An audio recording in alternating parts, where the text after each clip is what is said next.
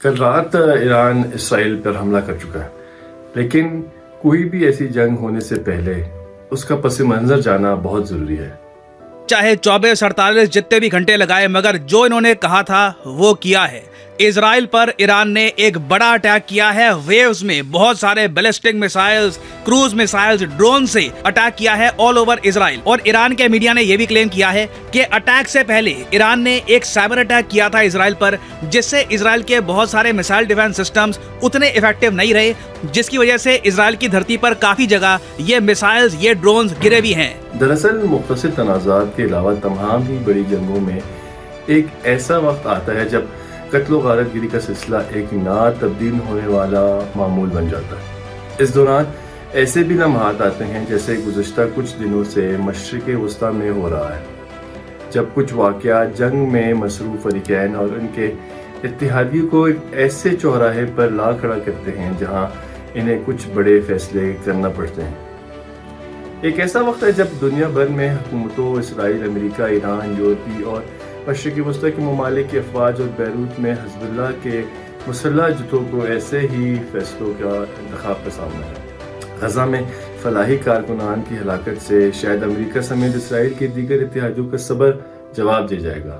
اسرائیل اور مصر نے غزہ میں صحافیوں کے داخلے پر پابندی عائد کر دی ہے، اور اگر کبھی اجازت دی بھی جاتی ہے تب بھی صحافیوں کو یہ دورے اسرائیلی فوج کی نگرانی میں کرنے پڑتے ہیں اور انتہائی مختصر ہوتے ہیں۔ جنگ میں مصروف فریقین کو یہ سوچنا ہوگا کہ ہم ایک ایسے دور میں جی رہے ہیں جہاں جنگ میں ہار اور جیت کا اندازہ عموماً حقیقت کے ساتھ ساتھ لوگوں کے اس کو دیکھنے کے طریقے سے بھی لگایا جاتا ہے۔ صحافیوں کو جنگ کے مقام تک رسائی کی اس وقت ہی اجازت نہیں دی جاتی جب جنگ میں مصروف فریقین کچھ چھپا رہے ہیں، لیکن غزہ میں غیر ملکی صحافیوں کی عدم موجودگی کے باوجود بھی ایسے ثبوتوں کا انبار لگ رہا ہے جس کی بنیاد پر یہ کہا جا سکتا ہے کہ اسرائیل اپنے دعووں کے برعکس جنگی قوانین کی پاسداری نہیں کر رہا، جس کے تحت وہ عام لوگوں کی زندگیوں اور قحط کے دوران کام کرنے والے فلاحی اداروں کے کارکنان کی زندگیوں کی حفاظت کرنے کا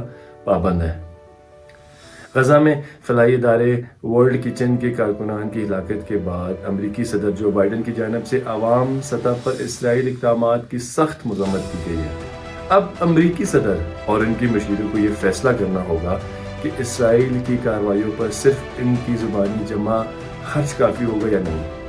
اب تک ان کی جانب سے غزہ میں امریکی ہتھیاروں کے استعمال یا اسرائیلیوں کو ہتھیار مہیا کرنے پر پابندی کے مطالبات پر مزاحمت کی گئی ہے، لیکن اب تک ان کی جانب سے غزہ میں امریکی ہتھیاروں کے استعمال یا اسرائیل کو ہتھیار مہیا کرنے پر پابندی کے مطالبات پر مزاحمت کی گئی ہے۔ اسرائیل کے وزیر اعظم نیتن یاہو کو اپنے منصب پر ٹکے رہنے کے لیے سخت گیر اقدامات پسند یہودیوں کی حمایت درکار ہے۔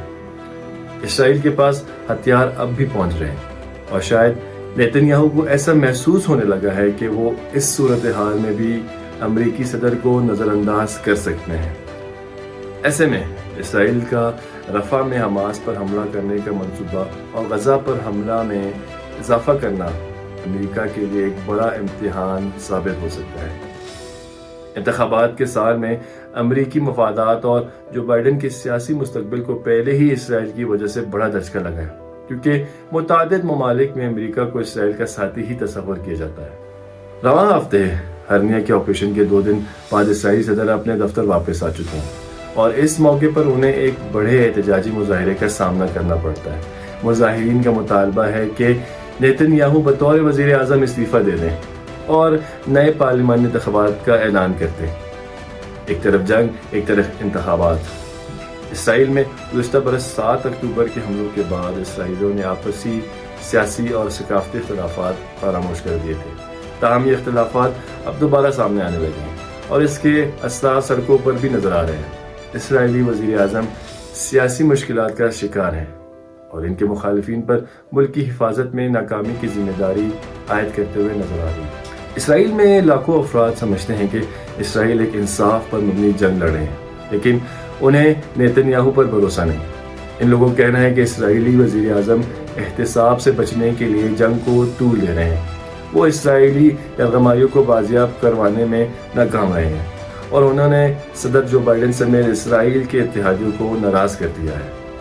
اس میں یہ بات شامل کر لیں کہ 6 مہینے گزر جانے کے باوجود بھی حماس جنگ جاری رکھنے کے قابل ہے اور غزہ میں اس کے سینئر رہنما یحییٰ سنوار ابھی بھی زندہ ہے۔ شام کے دارالحکومت دمشق میں سینئر ایرانی جنرل کی ہلاکت نے مشرق وسطیٰ میں نیا بحران پیدا ہونے کے خدشات کو جنم دیا ہے اور ایران میں یہ تاثر پایا جا رہا ہے یہ کارروائی اسرائیلی فضائیہ نے کی تھی۔ یہ ان اسرائیلی خفیہ اداروں کے لیے ایک بڑی کامیابی ہے جو 6 مہینے پہلے حماس کے حملوں کو روکنے میں ناکام ہوئے۔ اس سے خطے میں جاری جنگ میں شدت آ سکتی ہے۔ غزہ میں جاری جنگ کے علاوہ شام سے 50 میل دور گزشتہ برس اکتوبر سے ایک اور جنگ بھی جاری ہے۔ اس جنگ کے ابتدا لبنان کے سیاسی اور عسکری تنظیم حزب اللہ سے ہوئی جس نے غزہ میں حماس کی حمایت کرتے ہوئے اسرائیل پر حملہ کیا۔ یہ اس طرز کے حملے نہیں تھے جس کی توقع حماس کی قیادت کر رہی تھی، کیونکہ حزب اللہ اور ایرانی قوتیں اسرائیل اور اس کے حامی امریکہ کے ساتھ جنگ نہیں چاہتے۔ ایسا امریکہ بھی نہیں چاہتا اور اس لیے اس نے اسرائیل کو پوری قوت استعمال کرنے سے باز رکھنے کی کوشش بھی کی ہے۔ لیکن اس کے باوجود بھی حزب اللہ نے ہزاروں اسرائیلی فوجیوں کو تنگ کر کے رکھ دیا ہے اور سرحدی علاقوں سے تقریباً 80,000 افراد کو نقل مکانی کرنے پر مجبور کیا۔ اسرائیل نے ماضی کے مقابلے میں حزب اللہ کے حملوں پر محدود رد عمل کیا، لیکن اس کے باوجود بھی لبنان کے سرحدی علاقوں میں مقیم افراد کو اپنے گھر چھوڑنے پڑے۔ گزشتہ برس سے جنگ میں اسرائیل کی طرف سے کمی یا شدت لائی جا رہی ہے اور لبنان اور شام میں حملے کیے جا رہے ہیں، لیکن رواں ہفتے کے آغاز میں شامی دارالحکومت میں ایرانی سفارت خانے پر ہونے والے حملے میں ہلاکتوں نے اس تنازع کا منظر ہی تبدیل کر کے رکھ دیا، جس کی وجہ سے ایران نے کل رات حملہ کیا۔ شمالی اسرائیل میں نہ صرف حکام بلکہ رہائشی بھی ایرانی جرنیل کو ہلاک کرنے کے اقدام کی حمایت کرتے ہوئے نظر آتے ہیں۔ وہ اس بات کے بھی حامی ہیں کہ حزب اللہ کو تباہ کرنے کے لیے جنوبی لبنان پر حملہ کیا جائے اور اس کے عسکریت پسندوں کو سرحد سے دور دھکیل دیا جائے۔ 20ویں صدی کی آخری 2 دہائیوں میں اسرائیل نے اپنے شمالی علاقوں کی حفاظت کرنے کے لیے جنوبی لبنان کی ایک وسیع پٹی پر قبضہ کر لیا تھا اور اپنی لبنانی فورس بھی تیار کی تھی، لیکن اسرائیل کو سن 2000 میں اس پٹی کا قبضہ چھوڑنا پڑا کیونکہ حزب اللہ نے ان کی ناک میں دم کر کے رکھ دیا تھا۔